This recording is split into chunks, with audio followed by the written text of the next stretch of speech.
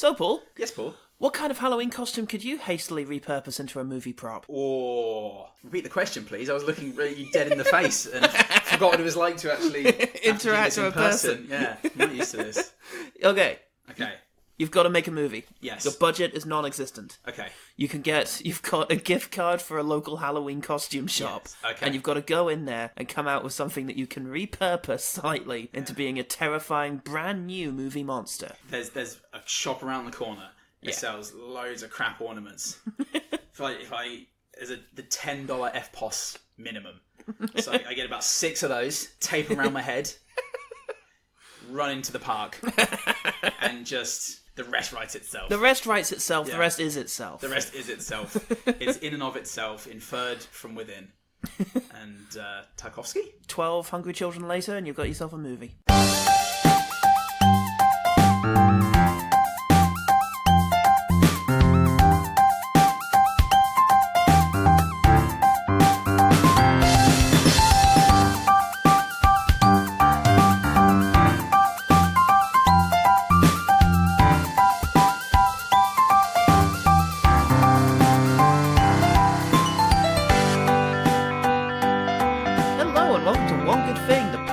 Whose deaths will be indescribable. I'm Paul Man. I must, but I cannot. We're in the middle of another decade, so let's slide our tired, battle-scarred bodies into that sweet, sweet broth that you can only find down the history hole.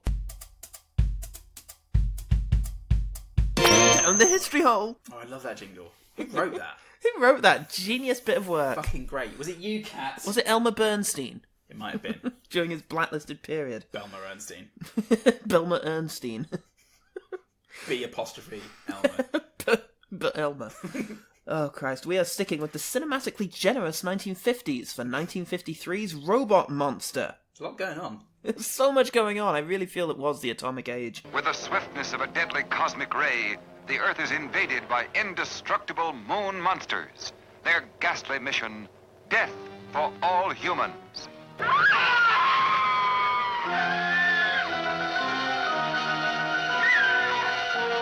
What astounding technical developments are being made to protect mankind? Roblort Monstlor brings you an actual preview of the devastating forces of our future. Unsuspected revelations of incredible horrors that will terrify you with their brutal reality. There is no escape from me. 25-year-old director Phil Tucker's first film made for a princely $16,000. $16. $16.50. All of which he spent on bribing a man to trudge through the desert in the most ridiculous costume you've ever seen in your fucking life. They were friends. And then at the end he charged $16.50. Yeah. I'm going to charge you 50 cents for every time I want to kill you. There were no three men, but the voice of Roman, John Brown, was in Strangers on a Train. Really? Yeah, how about that? That's pretty much the only aspiration to greatness throughout the whole thing. Oh, great. And the film was shot in the same famous movie cavern as Mad Men of Honduras. Yeah. Does that cavern repeat anywhere else in the history of cinema? Oh god, yeah, it's everywhere. Okay, fantastic. So it's going to come around. Yeah, we'll get that cavern. We'll add it. I'll add it to the three-man list. Cavern. Gavin. Gavin Gavin the Cavern. We're on to you, Gavin. On to you. Prick. There's only so long you can disguise yourself as a geological feature before we can start getting on you. When we know actually that you're an amateur rugby player from Cardiff. Just been lying down very flat, wide and cavernous. On to you, Gavin. We do also have previous Oh What a Lovely Score contestant, Elmer Bernstein, who previously did the music for Wild Wild West. It was wiki. He was grey-listed at the time for his left-wing politics, so was only working on this kind of thing. Dangerous. Yeah. But one day he would be working with Kenneth Branagh. Make it all worth it. He did also make The Great Escape, Seventh Seal. Magnificent Seven. Also The Seventh Seal.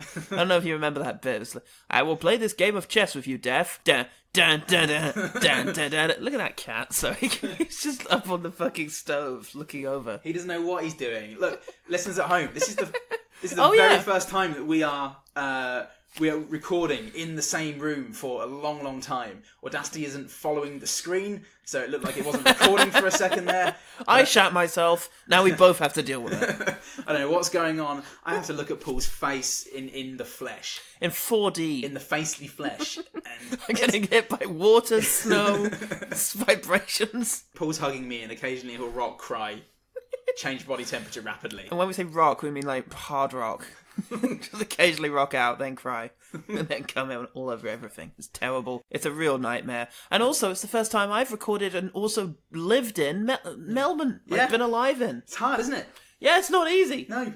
It's It's a general hard to atmosphere. muster up comedy when you're satisfied with things. Any second right now, we could be at the beach instead. Yeah. And that does make it harder to think about the madmen of Roblort Monstlor. Madmen of Robot Wars. We do also have a cat who I think the toy that he was trying to eat the other day and like He has now eaten. shrug off his mortal coil. Yeah. He's lost it and he's really keen on getting it back. So that will feature at some point. He is extraordinarily suicidal, and we're going to keep you up to date as to his attempts throughout this episode. Stick with us, people. It's going to get better. He's figuring he's got a book of nooses up.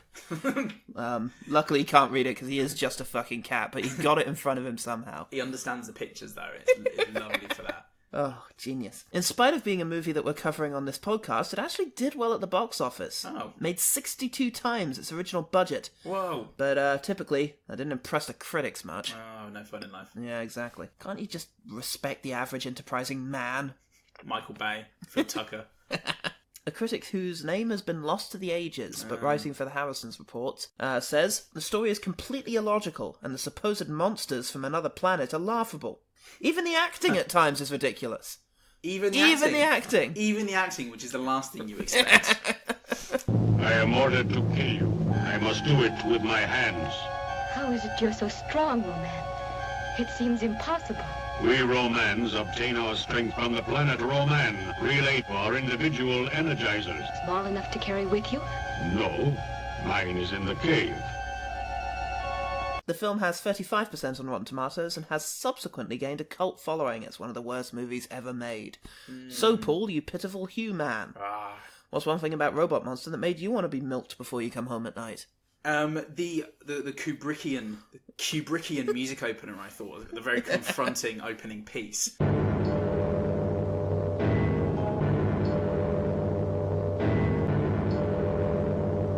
Alright, look, let's get round to what happens in The Robot Monster 1953. Oof, what does happen in The Robot Monster 1953, Paul? Not much, and then everything. Yeah.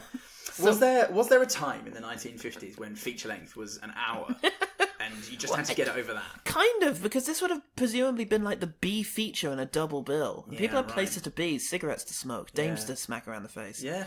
You know, it All was of which is in this. all of which you can see in this. It starts with Little Johnny and Little Susie. I don't remember her those. actual name. Johnny come lately and Susie come quattro. They are fucking around with their toy gun. And decide to go and threaten a couple of actual strangers. Scientists, no less. Scientist Roy, the Danger Man, and Fonz. fucking Werner Herzog, the Scientist Man. Spaceman, you must die. Did you say something? He says we must die. Oh, well, if you insist, but come here. Wouldn't it be nicer if we could live at peace with each other? Okay, I'll be from a friendly planet. They're quite a pair. No one's sure where they got their degrees, how or what. One of them's wearing a leather jacket. One of them's wearing a polo neck. It's not a polo neck, a turtleneck. They're wanted in at least every country. At least once. And in spite of that, and that's how they've ended up in a cavern. So Johnny's mum Johnny and Susie's mum show up. Mum and grandmum show up in order to... doesn't look it though, Paul. She doesn't look it. She's lovely. She's like the Queen. Yeah, well, she's one of those 50s style dolls, Yeah, you know. like the Queen. Yeah, fuck Do yeah. you remember when everyone, she is, do you remember when everyone wanted to just fuck the Queen? Do you remember when we wanted to fuck the Queen?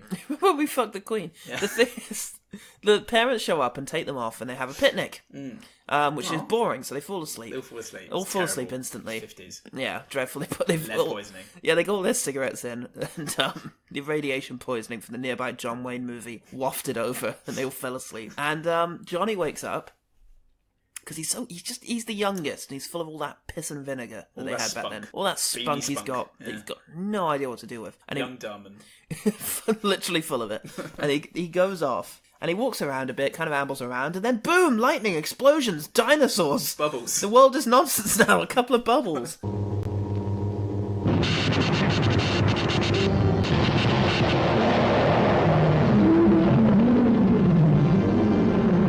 Yeah, we get a montage of stock footage from Man and his mate, 1 million BC, Lost Continent, and captive women. Oh, great. And then he wakes up and wanders around a bit more. Not Tree of Life, though, Paul. No, they didn't include any of Terrence Malick's seminal masterpiece, Tree of Life, and there was some worse dinosaur effects they could have laid their hands on.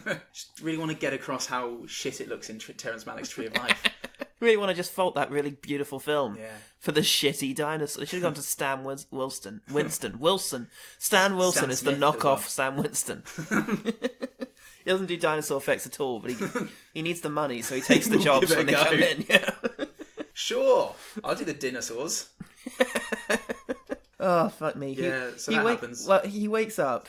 Oh god, here it comes. He wanders into the cave, the archaeologist's cave, and finds that it is now inhabited by a horrifying beast. Oh, true terror. It's hard to fully express the gravity of this. Well, give it a go. Momentous beast, I will. Imagine a dude, Barry from down the corner. Oh yeah, Barry. In a shit gorilla costume that's too big for him. And a crap tinfoil space helmet plastered on instead of the monkey face. And then imagine him clumsily ambulating around to rocky terrain. I reckon that the ape mask was under the helmet as well. Didn't take it off. Wasn't allowed. I can't do this. I hate this. I hate you, Phil. Phil Tucker, director. You said you wanted to be in the movies. See? You didn't want to take it off. So I made you put it on. You said you were going to live the role. Really get method with it. Jump, monkey. Dance. Get up at least. Barry? Somebody get this man a cigarette.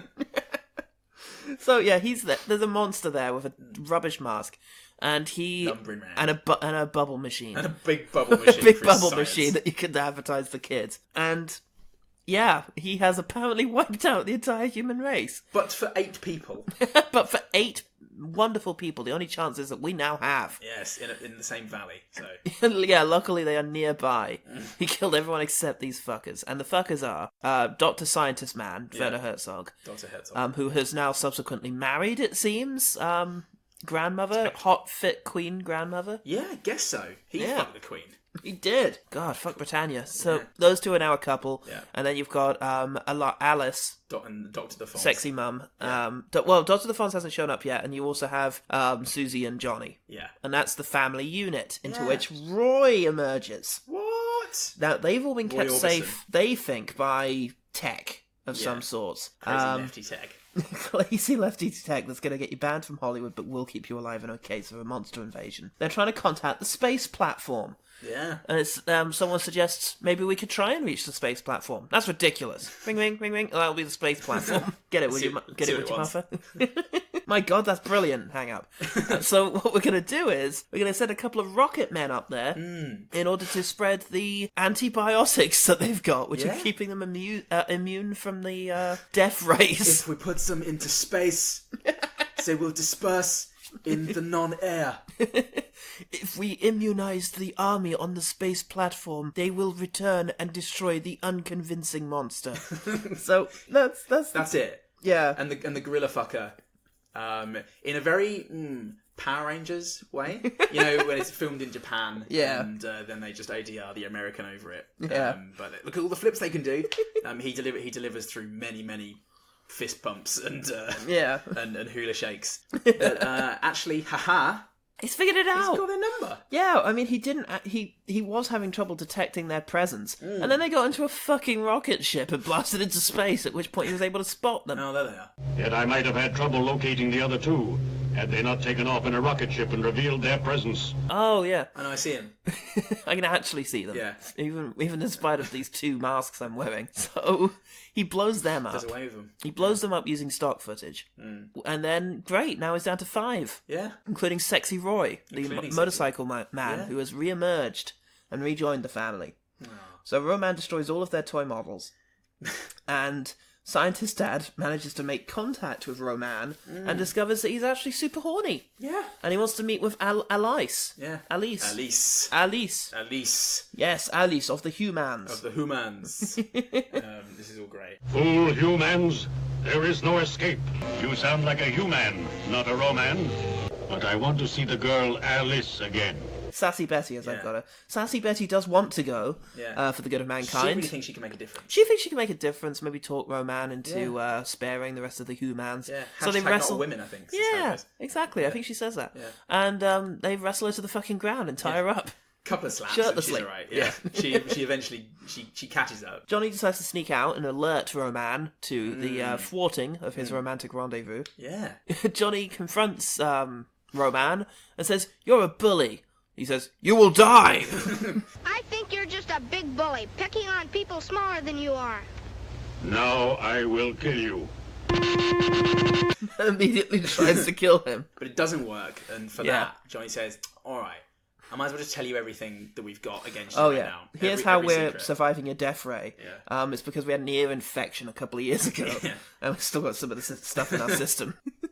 Ear infections were very rare back then because nobody used in-ear headphones, you see? Yeah, you gotta take care of yourself, everyone. You didn't need earbuds either to sleep in quiet because it was quiet. You didn't have to lock your door. Yeah. There's no blacks around. Yeah, there's no immigrants. Yeah. So yeah. So, you know, no ear infections, no verrucas even. Wonderful. So next time you get an ear infection, you just vote Conservative. So Johnny gives up all the secrets. Roy and Alice show up, and I think Alice, yeah, Eliza. Aloha Salant. Hello, Annalise.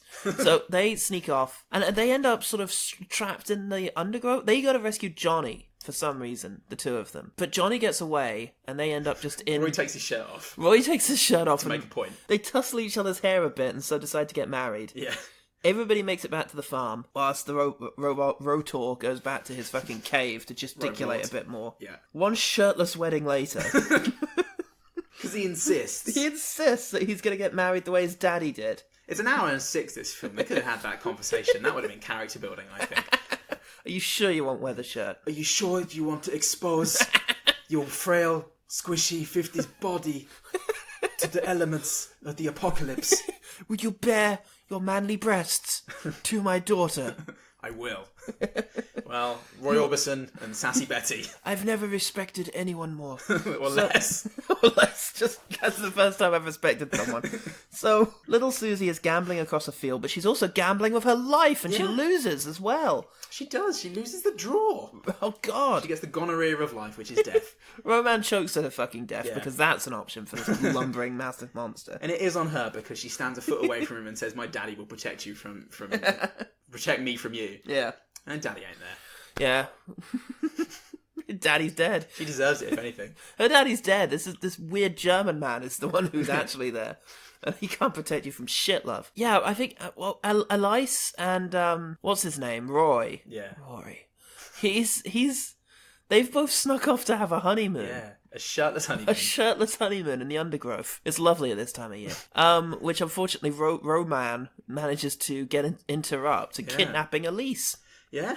He steps in and he goes, oh, you think Roy's hot shit? Can you do this? And he strangles him and throws him off a cliff. He probably could have. No, he couldn't. Couldn't have. Shut up, come with me. So, they go off together. Yeah, in that 50s way of carrying her against her will. I'm pretty sure at this stage Johnny once again manages to spy on this destroyer of fucking worlds by just hiding behind some rocks. Big blind spot. Children. They come up with a plan. Yeah. Plan is... I'm ready. Johnny, go get killed by the thing. It's that. Yeah. Meanwhile, we'll sneak in and save Alice, which is our main priority. Yeah.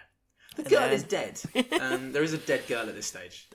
There's a dead girl. Johnny, the thing is, we don't have any more little girls.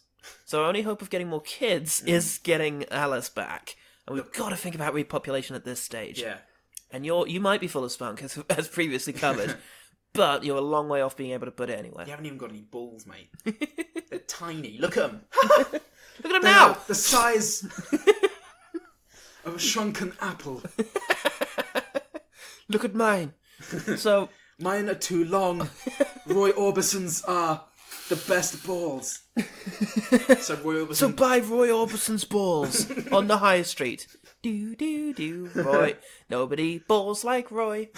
So, yeah, No Man reveals that he's from the planet Roman. Yeah, which is great. It's fantastic. And he is powered by an energizer, which is back in the cave. They, which doesn't actually come up. They don't actually manage to destroy the energizer. Or maybe Well, they do, I think. Yes, by accident when they're knocking stuff over. Yeah, because they're not aware of what it is. One of the microwaves or 50s refrigerators they knock over is it. Werner Herzog hates the impermanence of bubbles, so he destroys that machine, and that just so happens to be the Energizer. But it doesn't really matter, because when he goes off to also murder Johnny Come... Successfully, I think. I guess so, yeah. He touches his neck and he falls to the ground. Yeah. The other Roman, the lead Roman. Oh, his lead Roman, space. who has been in touch throughout to get updates. We should have said there was key scenes from Roman to Roman. Roman to Roman. Yes. Colon.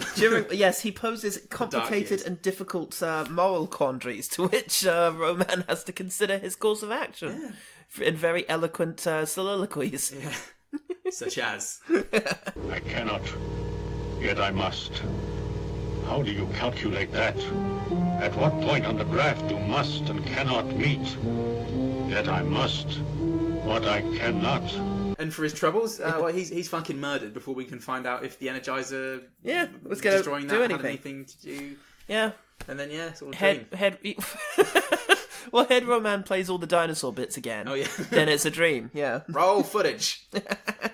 Terrence Malick goes, Can I...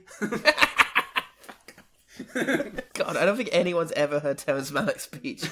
But based on what we know of him, can I pass through this night? Dude, can I use your dinosaur footage? I want to use it in my movie, Song to Song. It's about the Austin music scene. I think it's going to be really tight. I got Michael Fassbender. You got pretty much everyone. I'm actually a really well respected director. Vocal fry the man. So yeah, it is all a dream. Johnny wakes up, but oh no, that thing's there. So yeah, maybe the nightmare become real. Nightmare City. And oh no, that thing's there. So maybe the nightmare becomes reality. Yeah, maybe. And oh no, that thing's there. So maybe the nightmare becomes reality. They play the same footage. Oh yeah, 5-second footage of him emerging from the cave. It's just so horrific, Paul. I needed to see it that many times. It's like the end of Don't Look Now. So yeah, that's pretty much Robot Monster. That's that film. Yeah, a timely hour and 2 without credits. Hour and change. Obviously, we cut it off before the post-credit sequences of which sets Frank up Langella coming out of the soup. Which sets up Robot Monster versus the Fire Maidens from Outer Space. Jesus Christ. So, Paul, what did you make of Robot Monster? I just want to say, it's so nice to be this close to you and seeing you happy, just smiling away from the film juice that we've just I'm glad imbibed. we didn't do Hottie and Naughty this week. Yeah, that could have been hard. We wouldn't have been looking at each other. Or anything. Yeah. We wouldn't have been. I still wouldn't have had my eyes back yet. They grow back. Being in Australia at springtime, it is also it's hay fever season. Yay! And my eyes are just blood at this stage. My face is as battle scarred. It's just a gash in the road. As a Terrence Malick character's passed. Yeah. Have you passed through this face? Nice. Ow! Good high five, Paul. Yay! We did it. Ow! No accidents. It was just dumb film. Almighty. It was dumb film. Rubbish. It was dumb. I quite enjoyed it. Very funny moments. Yes. It was expertly inept. It was very, very poorly done. It was very pompous and sort of serious and straight-faced. And you had the, what's his name? The, Elmer Bernstein score. Yeah. Going full pelt. But everything that was happening was utter nonsense. It's hard to say what my favourite aspect of... The human characters are pure 50s cheese. Yeah. Which is great. It's very charming, in fact. And you get to like these characters a bit because of how ridiculous they are. I like them as a unit, I think. Not as an individual entities. Well, I enjoyed Johnny and Alice's... not Johnny. Roy Orbison. Roy Orbison and... Alice. I enjoyed their hand-focused bonding montages over bits of technology. That was very much the Wives of Manos having their discussions with the music over, where if you just open and close your mouth and do hand gestures, then people are going to believe that. Yeah. They're going to be fine with I fell for it. filling in a conversation where they're talking about the size of the fish that they've caught recently. But I bought it. I went for all in. I know. I saw. I offered you all kinds of treats and didn't even raise. But yeah, it had all the great 50 things of the 50s things of a man macking onto a woman by kissing her until she gives up. Until she gets tired. It had the ludicrous child with his wonderful non-one-liners that everybody adored, even though they're outrageously unbearable. Yeah, and bleak. I guess I should have played house with her more often when she was alive. Shut up, Johnny. Here! Yeah. I just found her body, Johnny. The grave is still warm. I guess it makes sense if it's a kid's dream. A lot of this makes sense if it was just a kid's dream. This film has an intermission, Paul. Yes, it does. Halfway through, it has an intermission, and it doesn't... I needed it to stop laughing. Didn't earn that intermission, I've got to say. It was the epic moment it chose to cut to intermission. At the best of times nowadays, an intermission is hubris, but that's, again, out 60-minute feature length, Paul. You've got to get over sometime. Shouldn't have played all of Liszt, Francis of Assisi, but... I enjoyed it. I'm glad they did. But anyway, look, the key thing here, the reason I love this, is the monster. Yeah. It looks dreadful. It looks so unconvincing and hilariously awkward. Yeah. Just incredibly difficult to move in. Like, naff is the word. Naff is a good word for this. And then his dialogue is delivered in this great pompous voice of just... The humans must come... And just... Oh, Jesus, when we get to quick firing, so much of mine are going to be his dialogue. Yeah. Because it's just sublime. Oh, I mean, the ones that I could be bothered to write down, or him. I'm honest, I've got the memorable quote section of IMDb open. I'm just going to be reading from it for most of this, because he says some beautifully shit things. They certainly are memorable. Yeah, it's that. It's not as laugh-a-minute as, Manos and the Hands of Fate, for example, but it's a very entertaining and very short monster movie. Mercifully short. Yeah. It's no mixed-up zombies who died and became... Oh, fuck no. It's not boring. Yeah. In fact, I would watch it again. It's something I don't often say about OGT, but under the right circumstances, I would absolutely give that one another go. Is that and Vampire's Kiss, basically? Yeah, essentially. And when we talk about and the films we Showgirls, really like, which I'll watch any second. Yeah, Showgirls. We're watching it now. Actually, we were talking about being in the same room and taking advantage of all the things that we could do when we were recording, and we did float the idea of putting something on Netflix in the background. Yeah. Probably for the best not, because I struggle.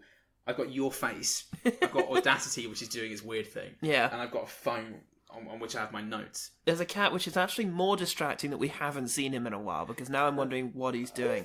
Oh, Jesus, there he is. He's right behind me. He was entirely behind Paul, lounging out in a fucking Jean-Claude Van Damme style spread out pose. Eyes closed, as if dreaming about a robot apocalypse. Leaning on an elbow with the other hand on his hip. Oh, he does look like an absolute slut, doesn't he? I'd fuck it. So, we all would. We all would, and I'd fuck this movie as well. I think it was very poorly made, but in a charming way. I think I was fucked by this movie in a 50s way. In that I just, after about 20 minutes of relentless nudging, I went, oh, go on then. And then after that, once I'd accepted the fact that I was already being had sex with, it was pretty good. Yeah. I was enjoying it. Came around to it. I almost came. Almost. Great. Well, speaking of the things that made us come, let's do quickfire. Quickfire. Right at the beginning of the movie, I like the fact the archaeologist played along with Johnny and his bullshit.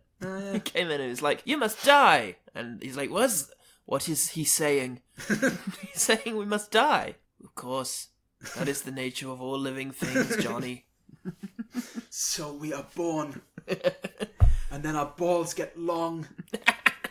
I'm sorry, I've just been thinking about it a lot lately. I hadn't noticed until I went to the bathroom and scraped a knee. Yeah, they were great. I really enjoyed the leather jacket and polo neck. I keep saying polo neck, turtleneck. Yeah. Leather jacket and turtleneck. It just really... It's a rocking combo. Oh, I just really got across the fact that they were two different characters. Totally different guys. I think the polo neck motherfucker had a bit of a Peter Cushing to him. A bit of a Willem Dafoe from Life Aquatic type vibe as well. He had everything. Yeah, he had a lot going on. He was a shifting triptych of a man. I love that in a person. You sound like a human, not a Roman. Fucking wonderful. What the fuck just is that? Jesus Christ. I really liked the... how many times did he repeat, I must... But I cannot. About 4 in a very short section. That's philosophy, mate. That's philosophy, motherfucker. I see Socrates beat that. For conciseness. I loved the sassy back and forth between Roy and Alice, and my favourite line is, But he didn't know that I was there. Do you know why? Maybe you're not worth noticing. Well, now I know I'm in the right house. Yeah, that's pretty good. That's pretty good. It's like, God, I'm going to sex you later. God, I'm going to have cigarettes with you. Whether you like it or not, dame. Stop struggling. It's less fun this way. Stop not struggling. You better not be struggling. What? When I'm done through with you. What? I don't know. Want a cigarette? I'm kind of woozy. Sure. Anything you want, mister. But bacon on it. Oh, my heart is gay. Very abstract when the lightning strikes and then you have the dinosaurs wrestling and then cutting back to the cave and then suddenly a science bubble machine there and the way the effects were, you just felt like he occasionally got the negative reel out and just flapped onto the screen. Yeah. Suddenly the boy would be dark and the sky would be light. I don't know what that was getting at, all those weird lightning effects. Just that if you do enough effects, you then get it across to the audience that it's effects. Yeah, that's what George Lucas always stated. Add another 50 million. To my salary. But yeah, the mother of the family, the maternal unit one, she was kind of heartbreaking a couple of times. It really moved me when she took off her wedding ring to give it to Alice so that she could wear it. Just the idea of carrying on this ritual. Really? Yeah, carrying on this ritual from like pre-apocalypse, and and giving your daughter a wedding ring that you're actually currently wearing. Yeah. I think usually wedding rings are meant to skip a generation, so the idea of just ripping yours off, like, oh, there you go, you better use it. Yeah, it's really sweet. And then later on, when she's mourning over the death of her grandchild, I think it's all very sort of movies until there's a bit where they're moving. I think Werner Herzog's just picked her up by the fucking wrist and dragged her off, and you just hear her go, "Oh no."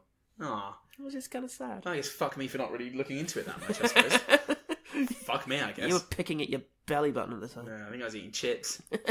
Out of your belly button. Out of my belly button is the only way to do it. Once you've tried... You'll never go back. You'll never go back. Into that library. Not now. Not since. They've seen too much. These kinds of films, they always have a minute. They always have a minute for some real surreal stuff. Yeah. And I just like sitting back and wondering why they decided to do it that way. Yeah. Or was it just because it felt like it could be passable? Yeah, or it could be references to sort of cultural norms and, technological norms at the time that are now lost to us. Like I was interested in the static that cut in whenever they cut off. Because it doesn't look like static, it's this weird sort of juddering image. And maybe that's what you used to get back in the day if you tuned out of a TV channel. No, yeah, it could have been that. Yeah. Could have been commies, though. It could have been. And it probably was. My remaining good things are just going to be things that Rohan says. Alright, cool. Here's one. Very well. I will recalculate. Your death will be indescribable. Fantastic. Very good. I think it was when they had their first chat, the Roman and the Humans. Yeah. And he just says, chances of survival, negative, negative, negative. I don't know, mate. I get it. I think it's creepy though. It's sounding bad. Yeah. For us. Whenever Roman is talking to the Great One, it's brilliant because I think it's the same guy doing both voices. Yeah. And so you get You get great back and forths like, I have a favorable report. I have already eliminated one of them. Force was necessary. It was a simple matter of strangulation. That leaves 4. There are again 5. 4 and 1 more, on whom I have made an estimate in relation to our strategic reserve. The plan should include 1 living human for reference in case of unforeseen contingency. Unforeseen contingencies is fantastic. But also, what are we doing here? I also want to point out that throughout his performance, the guy inside the monkey suit is gesticulating wildly with his hands and doing sort of Power Ranger movements, and it's wonderful. It just doesn't match up with anything that he's saying. Yeah, or the severe monotone of his voice. Oh god, yeah. None of it works, and therefore everything does. Was it little Johnny, lovely little Johnny, who uses the phrase "painless surrender death"? Yeah, no. Is there a choice between a painless surrender death And the horror of resistance death. No, it is Roban who says it. Oh, really? He said, yeah. It That's is. a shame. Yeah, little Johnny says something later on to the effect of, I'll go and volunteer and suggest that we're ready for a quick death. Aww. But it's Roman who says, surely a painless surrender death is preferable. Yeah, it is. And then what's immediately Great the Roman. other compound word that gets said? By your clock time, in 1 hour, I seek you out. While you're thinking about that wonderful compound word, I just want to congratulate the film on having a very clear anti-segregation message. Yeah. And being a very humanist film. I think a very, very positive message. Look, can't we just live with the Romans? The giant monkey men? Look, they're better than the Mexicans. Demonstrably. Yeah. They got cooler masks. I'm out. I spent the second half just dying from hay fever. Yeah. But in that list and our reactions, I feel that my like for this film, my deeply, sincerely felt like. my platonic love for this film shines through. I think that's beautiful. And I am happy to just end on saying that Roman is the fucking funniest thing in this movie. So, Wonderful. Let's talk about the one better thing. Well, yeah, because we haven't got any OG team. No. Unless now... Come in here a sec. Now! Now! Hey, Nell. You're live on One Good Thing. You saw 25 minutes of Roblort Monstlor. What did you like, honorary member of the OGT VIP? I like the robot monster. The robot monster. The titular. Yeah. Robot monster. It's like a Titular. combination of an Ewok and a Teletubby when it walked. He was Teletubby-esque. The source of so much in science fiction to come, I think. Awesome. Can you prove that he didn't inspire H.R. Giger's Alien? No, can you? No. Can you? You better go then. That's what I thought. Before you go, can you just do for the fans at home an OG team? OG team! That's really good, actually. That's actually better than. Should probably be on the podcast. She should probably replace both of us. It's Yeah, hard it's to see. not easy. Proof, if ever you needed it, listeners at home, that this is a hard job. And You should appreciate us more. yeah, go on, like Nell does. You take 5 now. I'll send the cat in with a wet sponge You earned Thank it. you. Really appreciate it. in it. Round of applause for Nell, everyone. Woo! Anyway, enough of that. One better thing. The one better thing. I didn't think of a one better thing. I enjoyed this a lot, and I recommend it a lot. Oh, cool. Manos the Hands of Fate feels quite close. Pretty good, yeah. I don't know if I've ever recommended a previous OGT film for an OGT episode, but I would say Manos is close but similar, But better. Did we recommend Gem and the Heartstrings, whatever it's called? In relation to something else, maybe. Could have done. Some probably. That piece of shit.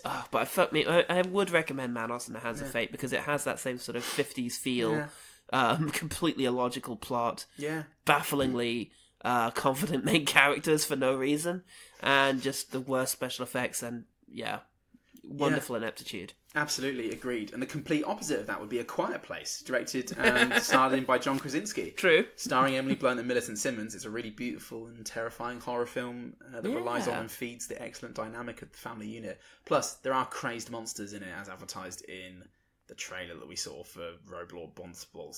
Yes, the terrifying monsters of the trailer. Of the robot Jansport. And, it's a really well-observed piece. It is. With some scares, some dares, And some cares. some cares with a Z. Yeah. So you know it's real. And that's the one better thing. Done with notes. Notes of the losers. Call me Ferris Bueller because it's my day off. Yeah, you take a rest, mate, but also tell people how they can find out about One Good Thing. Oh, yeah, okay. Well, it's hard actually. Yeah. Now we're together.